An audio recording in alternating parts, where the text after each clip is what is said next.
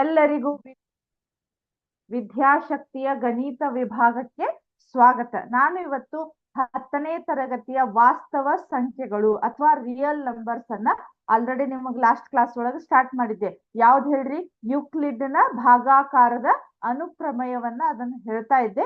ಅದನ್ನ ಕಂಟಿನ್ಯೂ ಮಾಡೋಣಂತ ಈಗ. ಸೊ ಯಾವ ಪಾಠ ಹೇಳ್ರಿ ಹಾಗಾದ್ರೆ? ವಾಸ್ತವ ಸಂಖ್ಯೆಗಳು, ರಿಯಲ್ ನಂಬರ್ಸ್. ವಾಸ್ತವ ಸಂಖ್ಯೆಗಳು. ನಿಮಗೆ ಲಾಸ್ಟ್ ಟೈಮ್ ನಾನು ನಂಬರ್ ಕಾನ್ಸೆಪ್ಟ್ ಅನ್ನ ಹೇಳಿದ್ದೆ, ಹೌದಾ? ನ್ಯಾಚುರಲ್ ನಂಬರ್ಸ್ ಯಾವುವು, ಕರೆಕ್ಟಾ? ನ್ಯಾಚುರಲ್ ನಂಬರ್ಸ್, ಹೋಲ್ ನಂಬರ್ಸ್, ಹೌದಾ? ಅದಾದ್ಮೇಲೆ ಯಾವುದು integers, rational numbers, irrational numbers ಎಲ್ಲ ಹೇಳಿದ್ದೆ. ಅವೆಲ್ಲ ನಿಮಗೆ ಎಲ್ಲಿ ಬರ್ತಾವಂದ್ರ ಈ ವಾಸ್ತವ ಸಂಖ್ಯೆಗಳು ಅಥವಾ ರಿಯಲ್ ನಂಬರ್ಸ್ ಒಳಗ ಬರ್ತಾವು. ನಾವು ಲಾಸ್ಟ್ ಕ್ಲಾಸ್ ಒಳಗೆ ಏನಾಗಿತ್ತಂದ್ರ ಯೂಕ್ಲಿಡ್ ನ ಭಾಗಾಕಾರದ ಅನುಪ್ರಮೇಯ. ನಿಮಗೆ ಸ್ವಲ್ಪ ಒಂದೆರಡು ನಿಮಿಷ ರಿವಿಷನ್. ಯಾವ ರೀತಿ ಅಂದ್ರೆ ನಿಮಗ ಭಾಗಾಕಾರ ಲೆಕ್ಕವನ್ನ ಮಾಡ್ತಾ ಇದ್ರಿ. ಫಾರ್ ಎಕ್ಸಾಂಪಲ್ 25 ಅನ್ನ 5ರಿಂದ ಭಾಗಿಸಿದಾಗ 5 5 25, ಇದು 0, ಹೌದಾ? ಇದಕ್ ನಾವ್ ಏನಂತ ಕರಿತೇವಿ? ಭಾಜ್ಯ, ಭಾಜಕ, ಇದು ಭಾಗಲಬ್ಧ, ಇದು ಶೇಷ ಅಂತ ಕರಿತಿದ್ವಿ. ಇದನ್ನೆಲ್ಲ ನೀವು ಪ್ರೈಮರಿ ಲೆವೆಲ್ ಕಲ್ತೀರಿ. ಇದನ್ನ ಮಾಡಿಫೈಡ್ ಮಾಡಿ ಅವ್ರು ಯಾವ ರೀತಿ ಬರ್ದಿದ್ರು ಹೇಳ್ರಿ? ಭಾಗಾಕಾರದ ಯೂಕ್ಲಿಡ್ ನ ಭಾಗಾಕಾರದ ಅನುಪ್ರಮೇಯ ಅಂದ್ರ a = bq + r ಅಂತ ಬರ್ದಿದ್ರು. ಇದು ಸೇಮ್. ಇದು ಅಂದ್ರ ಭಾಗಾಕಾರವನ್ನ ಲೆಕ್ಕವನ್ನ ತಾಳೆ ನೋಡುವುದು. ಅಂದ್ರೆ ಅದು ಕರೆಕ್ಟ್ ಐತೆ ಇಲ್ಲ ಅಂತ ಹೇಳಿ ಚೆಕ್ ಮಾಡ್ಲಿಕ್ಕೆ ನಮ್ಗೆ ಏನು ಮೆಥಡ್ ಇದೆ ಅಲ್ಲ. ಸೊ ಅದು ಏನಿದೆ ಹೇಳ್ರಿ? ಭಾಜ್ಯ = ಭಾಜಕ ಇಂಟು ಭಾಗಲಬ್ಧ, ಭಾಜಕ ಇಂಟು ಭಾಗಲಬ್ಧ ಪ್ಲಸ್ ಆರ್ ಅಂದ್ರ ರಿಮೈಂಡರ್. ಶೇಷವನ್ನ ಕೂಡಿಸಿದ್ರೆ ನಮ್ಗೆ ಏನ್ ಬರ್ಬೇಕು? ಈ ನಡುವಿನ ವ್ಯಾಲ್ಯೂ ಬರ್ಬೇಕು. ಅಂದಾಗ ನಮಗದು ಆ ಭಾಗಾಕಾರ ಲೆಕ್ಕ ಅಥವಾ ಡಿವಿಷನ್ ಲೆಕ್ಕ ಅಂತೂ ಕರೆಕ್ಟ್ ಇದೆ ಅಂತ ಅರ್ಥ. ಸೊ ಒಂದ್ಸಲ ಹಂಗೆ ಚೆಕ್ ಮಾಡೋಣ. 5 5 25 ಪ್ಲಸ್ 0 ಮಾಡಿದ್ರು 25 ಅಂದ್ರೆ ನಮ್ದು ಇಲ್ಲಿ ಆನ್ಸರ್ ಬಂತಲ್ಲ. ಹಾಗಾದ್ರೆ ನಾವು ಮಾಡಿರೋಂತ ಲೆಕ್ಕ ಕರೆಕ್ಟ್. ಇದು ಈಸಿ ಇದೆ. ಓಕೆ, ಒಮ್ಮೊಮ್ಮೆ ನಿಮ್ಗೆ ಏನಾಗಿರ್ತಾವ, ಪಾಯಿಂಟ್ ಒಳಗ್ ಬಂದಿರ್ತಾವ, ಇನ್ನೂ ಸ್ವಲ್ಪ ದೊಡ್ಡ ಬಂದಿರ್ತಾವ. ಅಲ್ಲಿ ನೀವು ಆಲ್ರೆಡಿ ಇದನ್ನ 6th 7th ಒಳಗ ಭಾಗಾಕಾರ ಲೆಕ್ಕವನ್ನು ಕಲ್ತೀರಿ. ಆಲ್ರೆಡಿ ಅವನ್ನ ಯಾವ ರೀತಿ ತಾಳೆ ನೋಡ್ಬೇಕು ಅಂದ್ರ ಕರೆಕ್ಟ್ ಅದಾವಿಲ್ಲ ಅಂತ ಹೇಳಿ ಚೆಕ್ ಮಾಡಿರಿ. ಬಟ್ ಅದರದ್ದೇ ಇದು ಸ್ವಲ್ಪ ಮಾಡಿಫೈಡ್ ಲೆಕ್ಕ. ಯಾಕಂದ್ರೆ ನೀವೀಗ ಹೈಸ್ಕೂಲ್ ಇರೋದ್ರಿಂದ, ಹೌದಾ? ಸೇಮ್ ಇದೆ, ಏನ್ ಬೇರೆ ಅಂತೂ ಇಲ್ಲ, ಹೌದಾ? ನೆಕ್ಸ್ಟ್ ಹೋಗೋಣ. ಈಗ ಅಲ್ಲಿ ಏನಾಗಿತ್ತು ನಿಮ್ಗ? ಫಸ್ಟ್ ಮೇನ್ ಅನ್ನ ಬಿಡಿಸ್ತಾ ಇದ್ದೆ ನಾನು ನಿಮಗ. ಏನಂದ್ರ ಅಭ್ಯಾಸ 8.1 ಯೂಕ್ಲಿಡ್ ನ ಭಾಗಾಕಾರದ ಕ್ರಮವಿಧಿಯನ್ನ ಉಪಯೋಗಿಸಿ ಈ ಕೆಳಗಿನ ಸಂಖ್ಯೆಗಳ ಮಸಾವನ್ನು ಕಂಡುಹಿಡಿಯಿರಿ ಅಂತ ಇದೆ, ಹೌದಾ? ಸೊ ಇಲ್ಲಿ ಏನಾಗಿದೆ ಅಂದ್ರ ಫಸ್ಟ್ ಒನ್ ಅಂತೂ ಬಿಡಿಸಿದ್ದೆ ನಾನು. ಸೆಕೆಂಡ್ ಒನ್ ನೋಡ್ರಿ. ಸೆಕೆಂಡ್ ಒನ್ 196 ಮತ್ತ 38,220 ಮಸಾವನ್ನ ಕಂಡುಹಿಡಿಯಿರಿ ಅಂತ ಹೇಳಿದಾರೆ. ಸೊ ಸಣ್ಣ ಸಂಖ್ಯೆಯಿಂದ ನಾವ್ ಏನ್ ಮಾಡ್ಬೇಕು ಹೇಳ್ರಿ? ಈಗ ಭಾಗಾಕಾರವನ್ನ ಮಾಡ್ಬೇಕು. 38,220, ಹೌದಾ? ಇಲ್ಲಿ ನೋಡ್ರಿ, ಸ್ವಲ್ಪ ದೊಡ್ಡ ಸಂಖ್ಯೆ ಇರೋದ್ರಿಂದ ನನ್ನ ಪ್ರಕಾರ 196 ಇಂಟು 96. ಈಗ ಇದನ್ನ ಭಾಗಾಕಾರ ಮಾಡ್ಬೇಕು. ನಿಮ್ಮ ಭಾಗಾಕಾರ ಮೆಥಡ್ ಏನ್ ಮಾಡ್ಬೇಕು ಹೇಳ್ರಿ? 196 ಒಳಗ 196 ದ ಮಗ್ಗಿ ಅಥವಾ ಟೇಬಲ್ ಒಳಗ 38,220 ಇದೆ ಏನೋ ನೋಡ್ಬೇಕು, ಹೌದಾ? ಅಷ್ಟ್ ಇರ್ಲಿಕ್ಕಂತೂ ಸಾಧ್ಯ ಇಲ್ಲ. ಯಾಕಂದ್ರೆ ಇಲ್ಲಿ 196 ಹತ್ಲೆ ನಾವ್ ಎಷ್ಟಾಯ್ತು? 1,960 ಆಗ್ಬಿಡ್ತು. ಇದಕ್ಕ ಬಹಳ ಡಿಫ್ರೆನ್ಸ್ ಇದೆ. ಮೇ ಬಿ ಇದ್ರ ವರ್ಗ ಅದು ಬರ್ತೇನೋ ಅಂತ ಹೇಳಿ ಒಂದ್ಸಲ ಚೆಕ್ ಮಾಡೋಣಂತ, ಹೌದಾ? ಒಂದ್ ಸೆಕೆಂಡ್. 196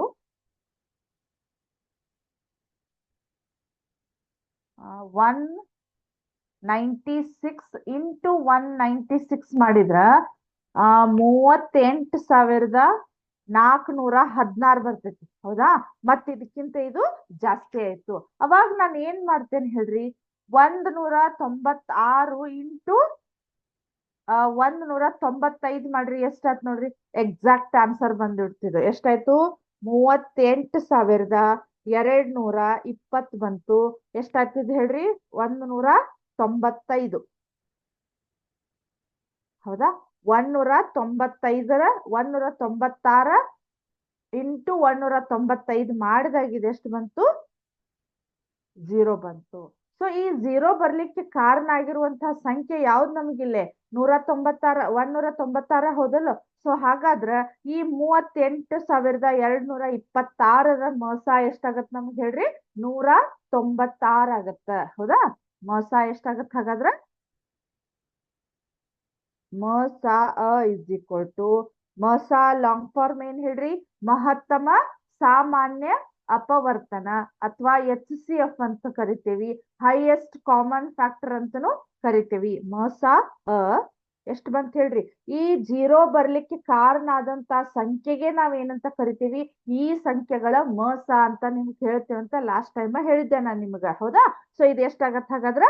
196 ಅಂತ ಆಗತ್ತ. ಇವೆರಡೂ ಸಂಖ್ಯೆಗಳ ಮೊಸ ನಮ್ಗೆ ಎಷ್ಟಾಯ್ತು? 196 ಅಂತ ಆಯ್ತು. ಹೌದಾ? ನೆಕ್ಸ್ಟ್ ಹೋಗೋಣ ಈಗ. ನೆಕ್ಸ್ಟ್ ಥರ್ಡ್ ಒನ್ ಒಂದ್ ಮಾಡ್ತೇನೆ ನೋಡ್ರಿ. ನಿಮಗ್ ಸ್ವಲ್ಪ, ಯಾಕಂದ್ರೆ ಅದೊಂದು ಫಸ್ಟ್ ಒನ್ ಲಾಸ್ಟ್ ಟೈಮ್ ಹೇಳೇನಿ, ಮೇ ಬಿ ಸ್ವಲ್ಪ ಕನ್ಫ್ಯೂಸ್ ಆಗಬಹುದು.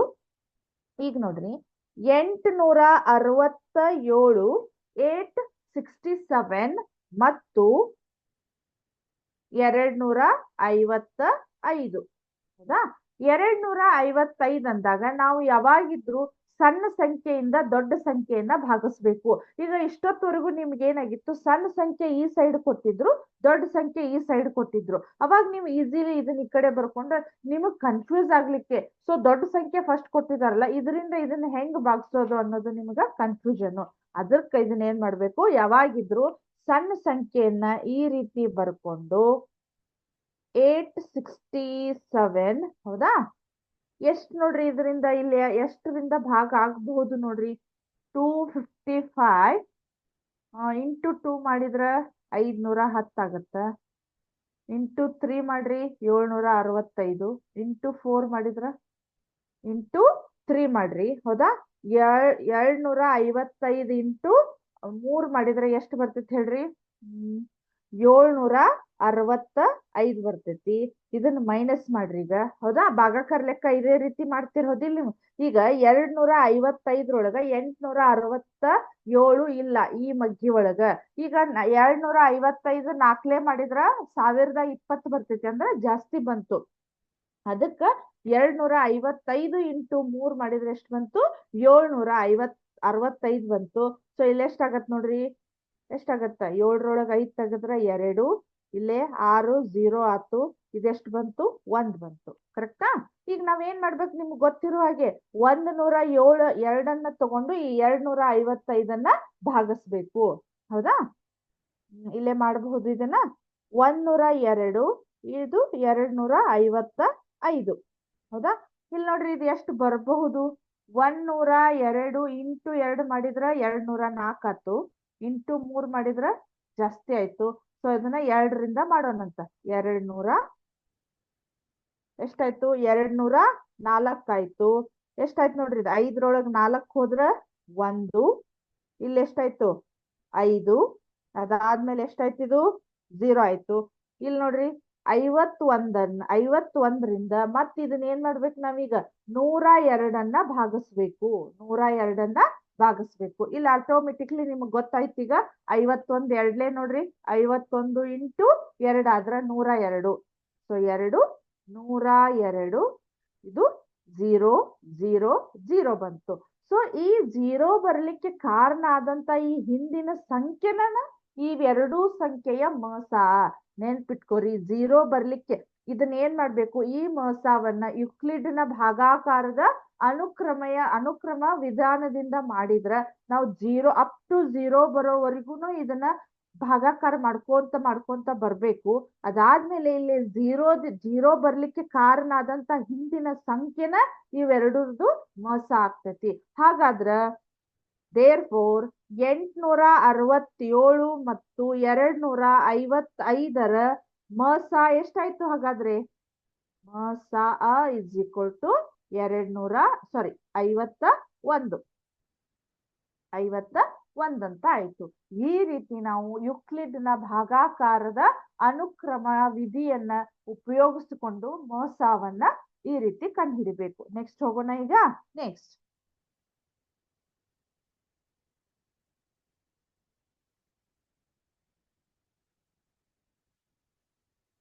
ನೆಕ್ಸ್ಟ್ ನೋಡ್ರಿ ಯಾವ್ದಿದೆ, ಸೆಕೆಂಡ್ ಒನ್ ಇದೆ ನೋಡ್ರಿ. ಯಾವುದೇ ಧನ ಬೆಸ ಪೂರ್ಣಾಂಕವು 6q+1 ಅಥವಾ 6q+3 ಅಥವಾ 6q+5 ರೂಪದಲ್ಲಿರುತ್ತದೆ ಎಂದು ತೋರಿಸಿ. ಇಲ್ಲಿ ಒಂದು q ಒಂದು ಪೂರ್ಣಾಂಕವಾಗಿದೆ. ಹೌದಾ? ಇಲ್ಲಿ ಏನಾಗಿದೆ ಅಂದ್ರೆ ಫಸ್ಟ್ ನಾವ್ ಏನ್ ಬರ್ಕೋಬೇಕು, ಯುಕ್ಲಿಡ್ನ ಭಾಗಾಕಾರದ ಕ್ರಮವಿಧಿಯನ್ನ ಬರ್ಕೋಬೇಕು. ಏನಿದೆ ಹೇಳ್ರಿ, a = bq+r ಅಂತ ಇದೆ. ಹೌದಾ? bq+r ಅಂತ ಇದೆ. ಅಲ್ಲಿ ಅವ್ರು ಕೊಟ್ಟಿರೋದು ಏನಿದೆ ಅಂದ್ರೆ ಇಲ್ಲಿ ಫಾರ್ ಎಕ್ಸಾಂಪಲ್ a = 6q+1 ಅಂತ ಇದೆ. ಹೌದಾ? 6q+1 ಅಂತ ಇದ್ದಾಗ ನನಗೆ ಫಸ್ಟ್ ಒನ್ ಏನ್ ಬರ್ಕೋತೇನಂದ್ರ ಇಲ್ಲಿ ಏನಿದೆ ಅಲ್ಲ, ಈ r = 0 ಅಂತ ಬರ್ಕೋತೇನೆ. r = 0 ಅಂದ್ರ r = 0 ಅಂದಾಗ ಇಲ್ಲಿ r ಬದ್ಲಿ ಇಲ್ಲೇ 1 ಇದೆ. ಹೌದಾ? ಸೊ ನಾ ಈಗ r = ಅಂದ್ರೆ ಏನಾಗತ್ ನೋಡ್ರಿ, ಇದು 6q+0 = 6q ಆಯ್ತು ಇದು. ಹೌದಾ? ಕರೆಕ್ಟಾ? ಈಗ ನೆಕ್ಸ್ಟ್ r = 1 ಅಂತ ಬರಿತೀನಿ. ಅವಾಗ 6q+1 ಅಂತ ಆಯ್ತು. ಕರೆಕ್ಟಾ? 6q+1 ಅಂತ ಆಯ್ತು. r = 2 ಮಾಡಿದ್ರ 6q+2. ಯಾಕಂದ್ರ r ಇದ್ದಲ್ಲಿ ಇದೇನು ನಿಮಗ ಪ್ರಾಬ್ಲಮ್ ಅಂತಲ್ಲ, ಜಸ್ಟ್ ಇದನ್ನ ಸ್ವಲ್ಪ ನೀವು ಒಂದೀಟು ಓದ್ಬೇಕಷ್ಟ. ಯಾಕಂದ್ರೆ ಇದು ಥೇರಮ್ ಟೈಪ್ ಪ್ರೂವ್ ಮಾಡೋದಷ್ಟ. ಹೌದಾ? 6q ಅಂದ್ರೆ ಇದೆಷ್ಟಾಯ್ತು ಆನ್ಸರು, 6q+2 ಅಂತ ಆಯ್ತು. r = 3 ಅಂತ ಇದ್ರ 6q+3 = 6q+3 ಅಂತ ಆಯ್ತು. ಇಲ್ಲಿ ನಿಮಗೆ ನಾ ಇದನ್ನ ಯಾಕೆ r = 0, 1, 2 ಅಂತ ಬರದೆ ಅಂತಂದ್ರ ಇಲ್ಲಿ ನೋಡ್ರಿ, ಈಗ ನಿಮ್ಗ ಸಮ ಸಂಖ್ಯೆಗಳಂದ್ರ ಯಾವ್ಯಾವ ಬರ್ತಾವ ಹೇಳ್ರಿ. ಸಮ ಸಂಖ್ಯೆಗಳು ಅಂದ್ರ 2, 4, 6, 8 ಇವಕ್ ನಾವೇನಂತ ಕರಿತೀವಿ, ಸಮ ಸಂಖ್ಯೆಗಳು. ಇಲ್ಲ ಸ್ಟಾರ್ಟಿಂಗ್ 0 ಇರ್ತೈತಿ, ಇಲ್ಲರ ಬರೀರಿ ಇಲ್ಲರ ಬರೀರಿ. ಹೌದಾ? ಇವೆಲ್ಲ ನಿಮಗೆ ಏನಾಗತ್ತೆ ಹೇಳ್ರಿ, ಸಮ ಸಂಖ್ಯೆಗಳು.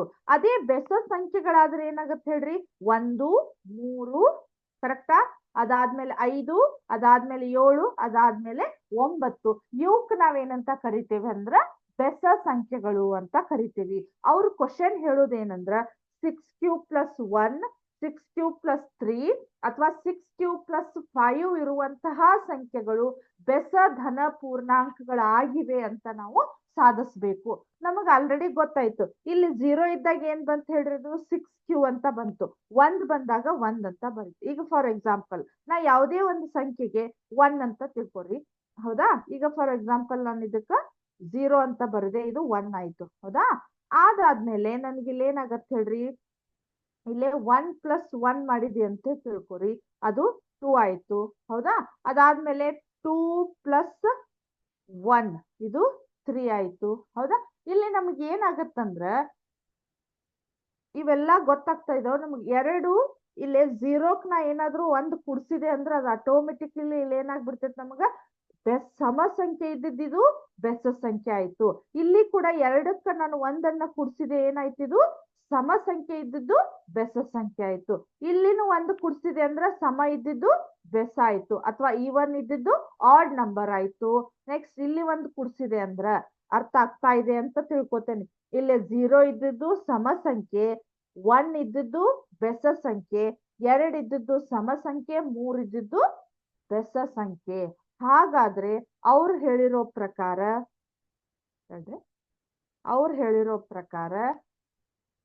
6q+1 ಅಥವಾ 6q+3 ಆರ್ 6q+5ಗಳು ಇವೆಲ್ಲ ಯಾವ ರೂಪದೊಳಗಿರ್ತವು, ಧನ ಬೆಸ ಪೂರ್ಣಾಂಕ ರೂಪದಲ್ಲಿ ಇರುತ್ತವೆ. ಇವೆಲ್ಲ ಧನ ಬೆಸ ಪೂರ್ಣಾಂಕದಲ್ಲಿರುತ್ತವೆ. ಧನ ಬೆಸ ಪೂರ್ಣಾಂಕದಲ್ಲಿ ಇರುತ್ತವೆ.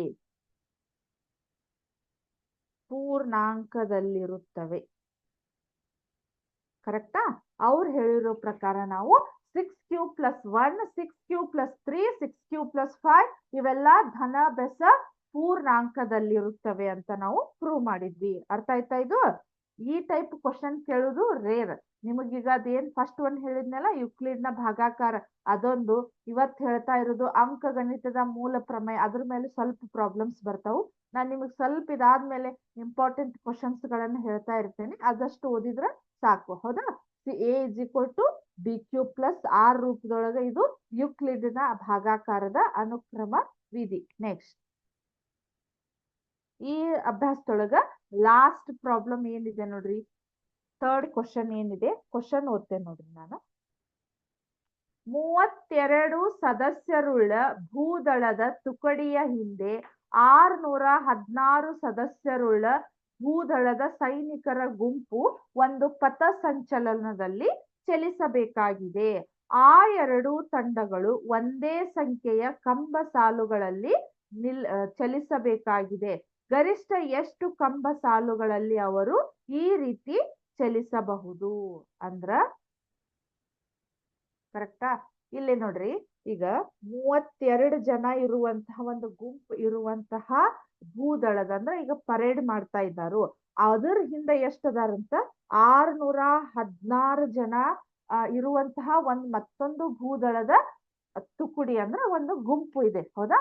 ಸೊ ಅಲ್ಲಿ ಏನಾಗಿದೆ ಅಂದ್ರೆ 32 ಜನನು ಸಮನಾಗಿ ಪರೇಡ್ ಅಂದ್ರೆ ಗೊತ್ತಿರ್ಬೋದು ನಿಮ್ಗೆ ಎಷ್ಟು ಅವರು ಡಿಸಿಪ್ಲಿನ್ ಆಗಿ ಸಿಸ್ಟಮೆಟಿಕ್ ಆಗಿ ಮಾಡ್ತಾ ಇರ್ತಾರ ಅಂತ ಹೇಳಿ. ಸೊ ಅಲ್ಲಿ ಏನಾಗಿದೆ ಅಂದ್ರೆ ಕಂಬ ಸಾಲೊಳಗ ಕರೆಕ್ಟ್ ಎಕ್ಸಾಕ್ಟ್ ಎಲ್ಲರೂ ಒಂದೇ ಸಾಲೊಳಗ ಅಷ್ಟಷ್ಟ ಜನ ಇರ್ಬೇಕು. ಫಾರ್ ಎಕ್ಸಾಂಪಲ್ ಇಲ್ಲಿ 10 ಜನ ಇದ್ರೆ ಇಲ್ಲಿ 10 ಜನ, ಇಲ್ಲಿ 10 ಜನ ಇದ್ರೆ ಇಲ್ಲಿ 10 ಜನ ಕರೆಕ್ಟ್ ಆಗಿ ನಿಲ್ಬೇಕಾಗಿದೆ. ಹೌದಾ?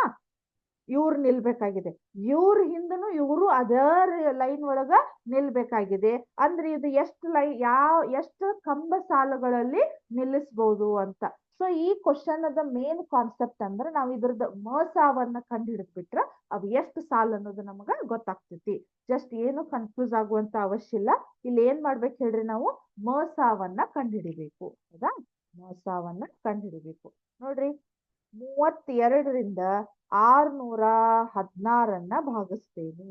ಹೌದಾ? ಎಷ್ಟ್ ಆಗ್ಬಹುದು ನೋಡ್ರಿ.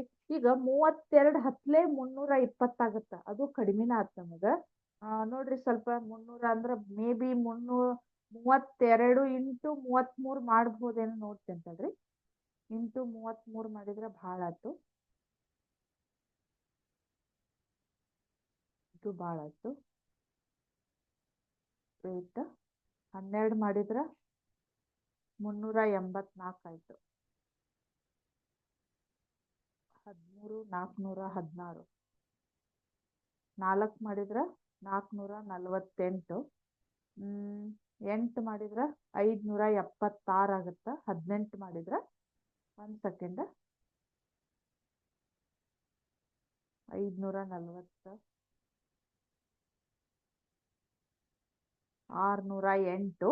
ಅದಾದ್ಮೇಲೆ ಇಲ್ಲಿ ನೋಡ್ರಿ 10 ಮಾಡಿದ್ರ ಭಾಳ ಆಗ್ತೈತಿ. ಹೌದಾ? ಕರೆಕ್ಟಾ? 20 ಮಾಡಿ ನೋಡ್ರಿ 640 ಆಗ್ತೈತಿ, ಭಾಳ ಜಾಸ್ತಿ ಆಗ್ತೈತಿ. ಸೊ ನಾ ಏನ್ ಮಾಡ್ತೇನೆ ಈಗ 19 ಮಾಡ್ತೇನೆ ನೋಡ್ರಿ. 32 ಇಂಟು 19 ಮಾಡಿದ್ರೆ ಎಷ್ಟು ಬಂತು ನಮ್ಗೆ ಹೇಳ್ರಿ? 608 ಬಂತು. ಹೌದಾ? 608 ಬಂದಾಗ ನಾವೀಗ ಏನ್ ಮಾಡ್ಬೇಕು? ಮೈನಸ್ ಮಾಡ್ಬೇಕು. 16 ಒಳಗೆ 8 ತೆಗೆದ್ರೆ 8 0 0 ಬಂತು. ಹೌದಾ? ಸೊ ಈಗ ಏನ್ ಮಾಡ್ಬೇಕು? ಈ 8ರಿಂದ ಈ 32 ನಾವು ಮತ್ತೆ ಡಿವೈಡೆಡ್ ಬೈ ಮಾಡ್ಬೇಕು. ಸೊ 8 ಅದರಿಂದ 32 ಡಿವೈಡೆಡ್ ಬೈ ಮಾಡಿದ್ರ ಇದು ಈಸಿಲಿ ನಮಗಂತೂ ಗೊತ್ತಾಗ್ತೈತಿ. 8ರ ಮಗ್ಗಿ ಒಳಗ 32 ಇದೆ. ಸೊ ಎಷ್ಟಿದೆ ಹೇಳ್ರಿ? 8 4 32, ಇದು 0 0 ಬಂತು. ಈ 0 ಬರಲಿಕ್ಕೆ ಕಾರಣ ಆದಂತಹ ಸಂಖ್ಯೆಗೆ ನಾವೇನಂತ ಕರಿತೀವಿ? ಈ ಎರಡೂ ಸಂಖ್ಯೆಗಳ ಮಸ ಅಂತ ಕರಿತೀವಿ. ಹೌದಾ? ಸೊ ಈಗ ಎಷ್ಟಾಗತ್ ನೋಡ್ರಿ, 32 ಮತ್ತು 616ರ ಮಸ ಇದು ಎಷ್ಟಾಗತ್ ಹೇಳ್ರಿ? 8 ಆಗತ್ತ. ಸೊ ಅವ್ರು ಏನ್ ಮಾಡ್ಬೇಕು ಹೇಳ್ರಿ? 32 ಗುಂಪು ಇರುವಂತಹ ಅದು ಪರೇಡ್ ಮಾಡ್ಲಿಕ್ಕೆ ಬರ್ತಕ್ಕಂತ ಭೂದಳದ ಗುಂಪು ಮತ್ತ 616 ಇರ್ತಕ್ಕಂತ ಗುಂಪು ಅವ್ರು ಒಟ್ಟ 8 ಕಂಬ ಸಾಲುಗಳನ್ನ ಮಾಡಿದಾಗ ನೀಟಾಗಿ ಸಿಸ್ಟಮೆಟಿಕ್ ಆಗಿ ಎಲ್ಲಾ ಸಾಲುಗಳಲ್ಲಿ ಅಷ್ಟೇ ಬರುವಂಗ ನಾವು ಅವ್ರನ್ನ ನಿಲ್ಲಿಸಬಹುದು ಅಂತ ಇದರ ಅರ್ಥ. ಹೌದಾ? ಅರ್ಥ ಆಯ್ತು? ಇದು ಅಭ್ಯಾಸ 8.1. ಇದ್ರ ನೆಕ್ಸ್ಟ್ ಬರುದ ಯಾವ್ದು ಹೇಳ್ರಿ ಈಗ? ಅಂಕಗಣಿತದ ಮೂಲ ಪ್ರಮೇಯ, ಫಂಡಾಮೆಂಟಲ್ ಥಿಯರಮ್ ಆಫ್ ಅರ್ಥಮೆಟಿಕ್. ಹೌದಾ? ಫಂಡಾಮೆಂಟಲ್ ಥಿಯರಮ್ ಆಫ್ ಅರಿಥಮೆಟಿಕ್, ಅಂಕಗಣಿತದ ಮೂಲ ಪ್ರಮೇಯ. ಅಂಕಗಣಿತದ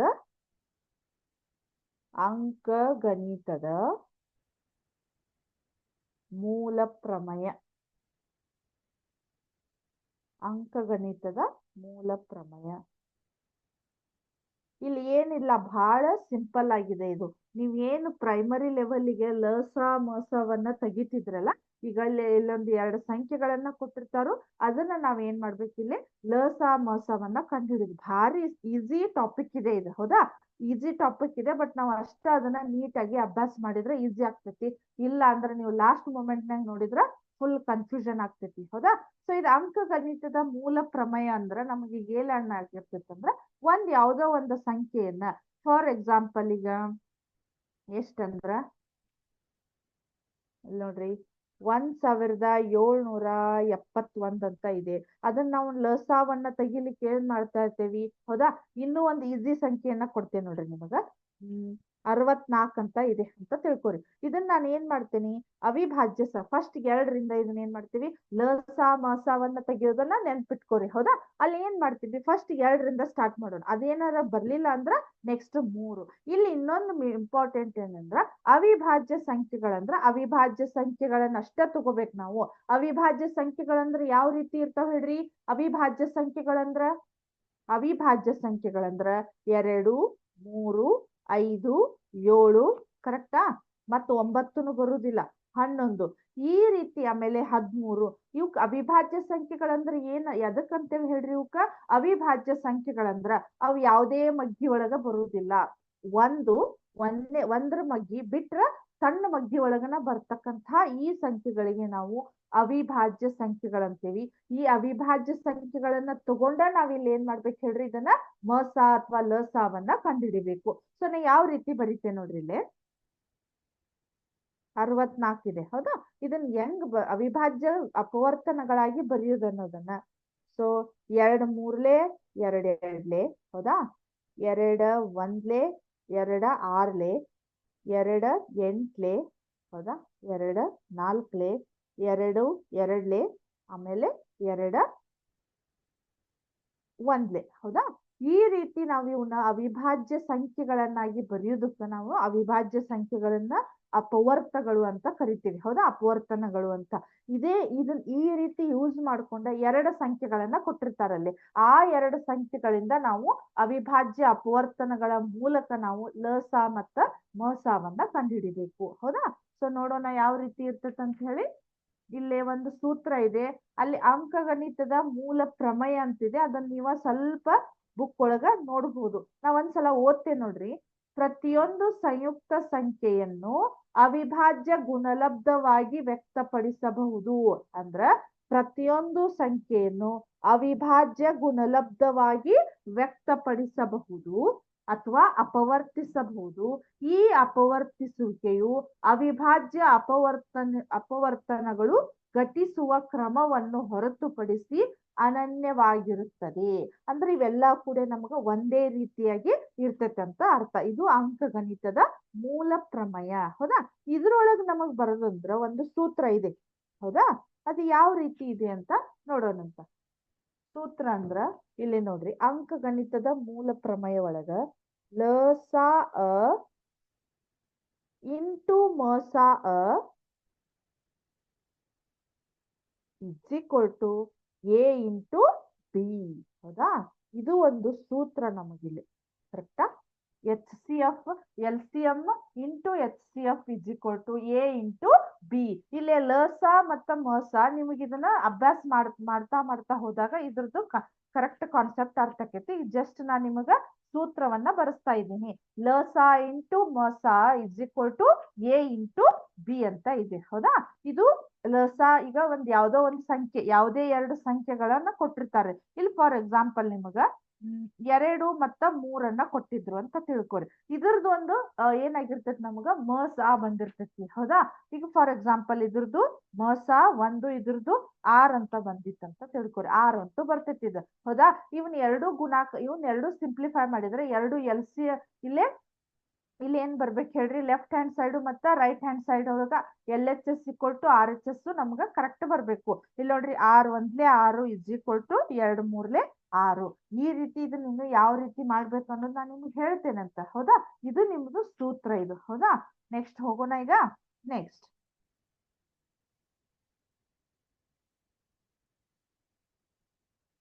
ನೆಕ್ಸ್ಟ್ ಅವಿಭಾಜ್ಯ ಅಪವರ್ತನಗಳು ಅಂದ್ರೆ ಇಲ್ಲಿ ನೋಡ್ರಿ, ಕೆಳಗೆ ಅಭ್ಯಾಸ 8.2 ಕೆಳಗಿನ ಪ್ರತಿ ಸಂಖ್ಯೆಯನ್ನು ಅದರ ಅವಿಭಾಜ್ಯ ಅಪವರ್ತನಗಳ ಗುಣಲಬ್ಧವಾಗಿ ವ್ಯಕ್ತಪಡಿಸಿ. ಹೌದಾ? ಅಲ್ಲಿ ಏನಾಗಿದೆ, ಫಸ್ಟ್ ಒಂದು ಕೊಟ್ಟಿದ್ದಾರೆ ನೋಡ್ರಿ. ಅಭ್ಯಾಸ 8.2 ಅಲ್ಲಿ ಒಂದು ಸಂಖ್ಯೆಯನ್ನ ಕೊಟ್ಟಿದ್ದಾರೆ 140. ಇದನ್ನ ಏನ್ ಮಾಡ್ಬೇಕು, ನಾ ಇವಾಗಾದ್ರೂ ಹೇಳಿದ್ನಲ್ಲ 64 ಅವಿಭಾಜ್ಯ ಸಂಖ್ಯೆಗಳನ್ನಾಗಿ ವ್ಯಕ್ತಪಡಿಸಿದ್ವಲ್ಲ, ಅದೇ ರೀತಿ ಇದನ್ನ ಏನ್ ಮಾಡ್ಬೇಕು ನಾವು ಅವಿಭಾಜ್ಯ ಸಂಖ್ಯೆಗಳಾಗಿ ವ್ಯಕ್ತಪಡಿಸ್ಬೇಕು. ಸೊ ಇಲ್ಲಿ ಏನಾಗತ್ ನೋಡ್ರಿ, ಫಸ್ಟ್ ನಾವ್ ಯಾವಾಗಿದ್ರು ಸ್ಟಾರ್ಟಿಂಗ್ 2ರಿಂದನ ತಗೋಬೇಕು. ಸೊ ಎಷ್ಟಾಗತ್ತಿದು 2 7 14 0. ಹೌದಾ? 2 3 6. ಫಸ್ಟ್ ಎಲ್ಲಾ 2ರಿಂದ ಮುಗಿದ ಮೇಲೆ ನಾವು ನೆಕ್ಸ್ಟ್ 3ಕ್ಕೆ ಹೋಗ್ಬೇಕು. 2 3 6, 2 5 10. ನೆಕ್ಸ್ಟ್ ಇಲ್ಲಿ ನೋಡ್ರಿ, ಈಗ ನಾನು 3 ಮಗ್ಗಿ ತಗೋಬಹುದು. ಹೌದಾ? 3 1 3 5 ಆದ್ಮೇಲೆ ನಮಗ ಪಾಯಿಂಟ್ ಒಳಗ್ ಬರ್ತೈತಿ, ಅದು ಬರುದಿಲ್ಲ. ನೆಕ್ಸ್ಟ್ ಎಷ್ಟಾಯ್ತು ಹೇಳ್ರಿ, 4 ಮಗ್ಗಿ ಬರ್ತೈತೇನೋ, 4 ಮಗ್ಗಿ ಒಳಗ 5 ಇಲ್ಲೇ ಇಲ್ಲ. ಅದಾದ್ಮೇಲೆ ಎಷ್ಟು ಬರ್ತೈತಿ ನಮಗ, 5 ಮಗ್ಗಿ ಬರ್ತೈತಿ. ಸೊ 5 7 35. ಕರೆಕ್ಟಾ? 7 1 7. ಕರೆಕ್ಟಾ? ಈಗ ನಮ್ಗ ಅವಿಭಾಜ್ಯ ಅಪವರ್ತನಗಳಂದ್ರ 140 = 2 × 2 × 5 × 7 ಅಂತ ಬರಿಬೇಕು. ಅಂದ್ರ 140ರ ಅವಿಭಾಜ್ಯ ಅಪವರ್ತನಗಳು ಯಾವ್ಯಾವ ಹೇಳ್ರಿ, 2 2 5 7. ಹೌದಾ?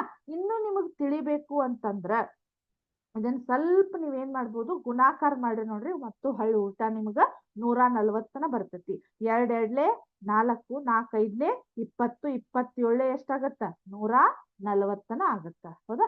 ಈ ರೀತಿ ಒಂದು ಕೊಟ್ಟಿರುವ ಸಂಖ್ಯೆಯನ್ನ ಅವಿಭಾಜ್ಯ ಸಂಖ್ಯೆಗಳನ್ನಾಗಿ ವ್ಯಕ್ತಪಡಿಸುವುದು ಈ ರೀತಿ. ನಾವು ಫಸ್ಟ್ 2ರಿಂದನ ಸ್ಟಾರ್ಟ್ ಮಾಡ್ಬೇಕು.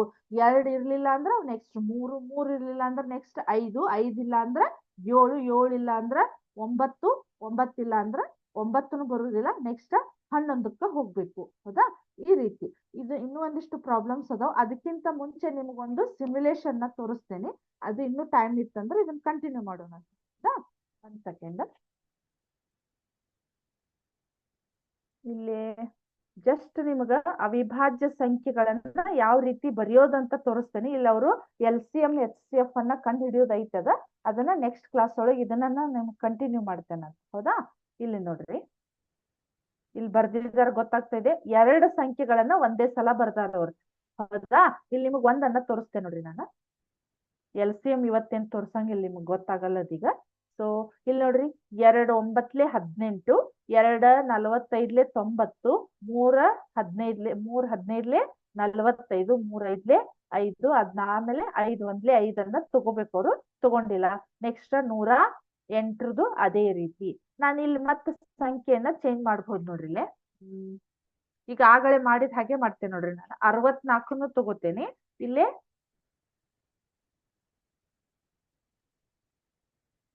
ಅದಾದ್ಮೇಲೆ ಇಲ್ಲಿ 108 ತೆಗೆದ್ ನಾನು ಎಷ್ಟು ತಗೋತೇನೆ ಹೇಳ್ರಿ, 140 ತಗೋತೇನೆ. ಹೌದಾ?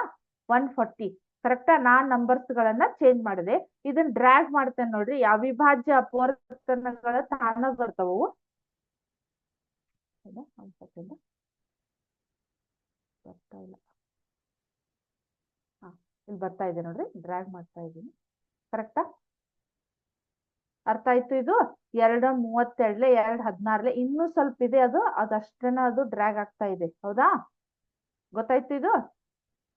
ಮತ್ತೆ ಉಲ್ಟಾ ನಾನು ಇಲ್ಲಿ ಮತ್ತೆ ಚೇಂಜ್ ಮಾಡಬಹುದು ಸಂಖ್ಯೆಗಳನ್ನ. 25 ಮಾಡ್ತೇನೆ. ಇಲ್ಲಿ ಎಷ್ಟು ಮಾಡ್ತೇನೆ ನೋಡ್ರಿ, 125 ಮಾಡ್ತೇನೆ. ಹೌದಾ? ನೋಡ್ರಿ ಮತ್ತೆ ಇದನ್ನ ಡ್ರ್ಯಾಗ್ ಮಾಡ್ಬೋದು.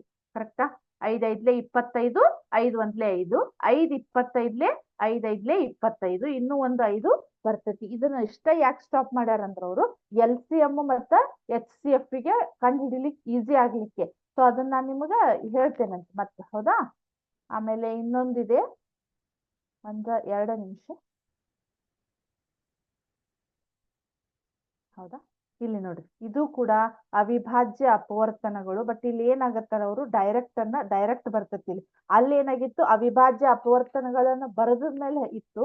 ಇಲ್ಲಿ ನಾವು ಇದನ್ನ ಚೇಂಜ್ ಮಾಡಬಹುದು. ಹೌದಾ? ಇಲ್ಲೇ ಮತ್ತೆ ನಾನು 64 ಹಾಕ್ತೇನೆ ನೋಡಿ, ಯಾಕಂದ್ರ ನಿಮ್ಗೆ ಅಲ್ಲಿ ಕೊಟ್ಟಿರೋದ್ರಿಂದ. ಹೌದಾ?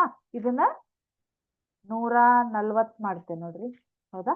ಅಲ್ಲಿ ಎಷ್ಟಾಯ್ತು, ಅವಿಭಾಜ್ಯ ಅಪವರ್ತನಗಳು ಅಂದ್ರೆ 2 6 ಅದಾವು.